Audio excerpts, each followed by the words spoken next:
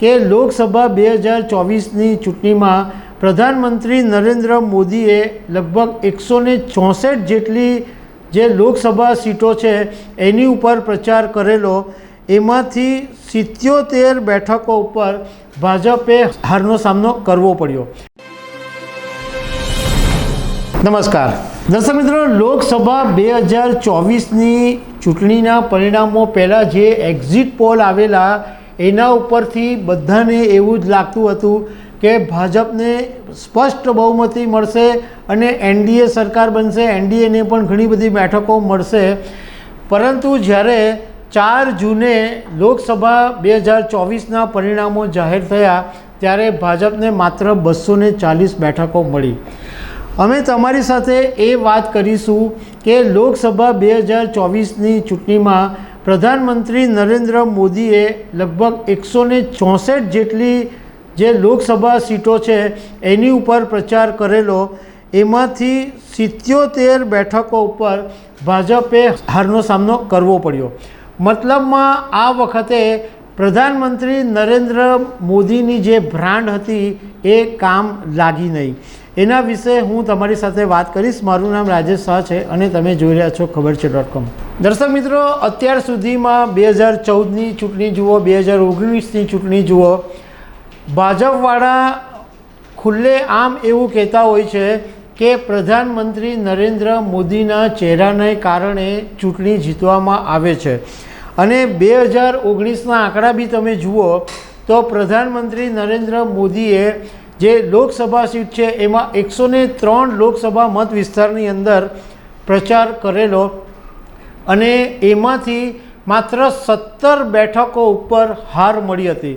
મતલબમાં પ્રધાનમંત્રી નરેન્દ્ર મોદીના નામ ઉપર લોકો વોટ આપતા હતા અને એક નરેન્દ્ર મોદી બ્રાન્ડ પ્રસ્થાપિત થઈ ગઈ હતી। ઇવન મોદી પોતે પણ ઘણી વખત આવી જ વાત કરે છે કે મોદી કી ગેરંટી, મોદી આમ કહે છે। મતલબમાં મોદી જે એક બ્રાન્ડ છે એક એસ્ટાબ્લિશ થઈ ગઈ હતી। પરંતુ 2024ની અંદર આખું ચિત્ર બદલાઈ ગયું અને પ્રધાનમંત્રી નરેન્દ્ર મોદી જે 164 લોકસભા વિસ્તારની અંદર પ્રચાર માટે ગયા એમાં એમણે 77 સીટ પર હારનો સામનો કરવો પડ્યો અને 87 બેઠકો ભાજપ અને એનડીએ જીત મેળવી શકી। પ્રધાનમંત્રી નરેન્દ્ર મોદીએ 16 માર્ચથી માંડીને 30 મે સુધી સતત પ્રચાર કર્યો હતો અને દેશની બધી જ સીટો પર તેઓ ફરી વળ્યા હતા। કારણ કે ભાજપને એવી ખબર જ હતી કે ભાઈ પ્રધાનમંત્રી નરેન્દ્ર મોદી જ્યાં જશે ત્યાં આગળ સીટનું જે સમીકરણ છે એ બદલાઈ જશે અને ભાજપને સીટ જીતવાનો મોકો મળશે। હવે મહત્ત્વની જે સીટની વાત કરીએ જ્યાં પ્રધાનમંત્રી નરેન્દ્ર મોદી પ્રચાર કરવા માટે ગયા હતા એમાં એક રાજસ્થાનની બાંસવાડાની બેઠક છે। આ બાંસવાડાની બેઠક ઉપર ભાજપે લોકસભા 2024ની ચૂંટણી પહેલાં એક મોટો ખેલ કરી નાખેલો। આ જે બાંસવાડા સીટ છે એમાં ભાજપે કોંગ્રેસના આદિવાસી નેતા, કોંગ્રેસની અંદર મંત્રી રહી ચૂકેલા અને આદિવાસીમાં મોટું માથું ગણાતા મહેન્દ્ર માલવીયાને ભાજપની અંદર સામેલ કરી દીધેલા અને બાંસવાડાની બેઠક ઉપરથી મહેન્દ્ર માલવીયાને ટિકિટ આપવામાં આવેલી હતી। બધા એવું જ માનતા હતા કે મહેન્દ્ર માલવીયા આ બેઠક ઉપરથી 100% જીતી જશે, કારણ કે એમનું આદિવાસી સમાજની અંદર એક મોટું વર્ચસ્વ છે, એક મોટું નામ છે અને કોંગ્રેસના મંત્રીમંડળમાં તેઓ રહી ચૂક્યા છે। જ્યારે બાંસવાડાની અંદર મતદાન હતું એના 4 દિવસ પહેલાં પ્રધાનમંત્રી નરેન્દ્ર મોદી અહીંયા સભા કરવા માટે ગયા હતા, પરંતુ મહેન્દ્ર માલવીયા લગભગ 2 લાખ કરતાં પણ વધારે વોટથી હારી ગયા। પ્રધાનમંત્રી નરેન્દ્ર મોદી પંજાબની અંદર ઘણી બધી જગ્યાએ સભા કરવા ગયા, એમાં હોશિયારપુર, જાલંધર, ગુરદાસપુર, પતિયાલા, આ બધી જ બેઠકો ઉપર ભાજપે હારનો સામનો કરવો પડ્યો છે।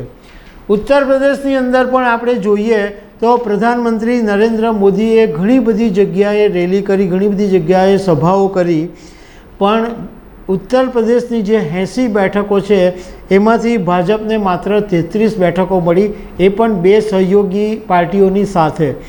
એટલે ઉત્તર પ્રદેશની અંદર ભાજપને સૌથી મોટો ફટકો પડ્યો. સૌથી બીજો મોટો ફટકો પડ્યો મહારાષ્ટ્રમાં. પ્રધાનમંત્રી નરેન્દ્ર મોદી મહારાષ્ટ્રમાં 18 રેલીઓ કરી હતી, પરંતુ મહારાષ્ટ્રમાં ભાજપને બહુ મોટો ફટકો પડ્યો. માત્ર 9 બેઠકો ભાજપને મળી. એમાં પ્રધાનમંત્રી નરેન્દ્ર મોદી જ્યાં સભા કરવા ગયા હતા એવા સોલાપુર, માધા, લાતુર, ધારાશિવ આ બધી સીટો ભાજપે ગુમાવવાનો વારો આવ્યો. જોકે એની સામે એ પણ કહી શકાય કે પ્રધાનમંત્રી નરેન્દ્ર મોદી જે જગ્યાએ ગયા હતા ત્યાં ફાયદો પણ થયો છે.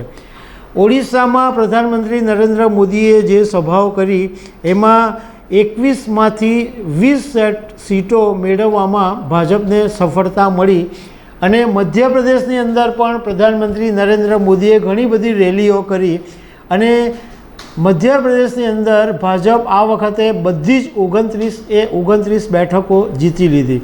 એટલે કેટલીક જગ્યાએ ફાયદો પણ થયો, પરંતુ પ્રધાનમંત્રી નરેન્દ્ર મોદીની જે બ્રાન્ડ હતી, જે ચહેરા તરીકે હતું અને લોકો એમના નામે વોટ આપતા હતા, એવું આ વખતે લોકસભા 2024માં દેખાયું નથી. તો દર્શક મિત્રો, આવી અનેક વાતો સાથે અમે તમને મળતા રહીશું. Thank you very much.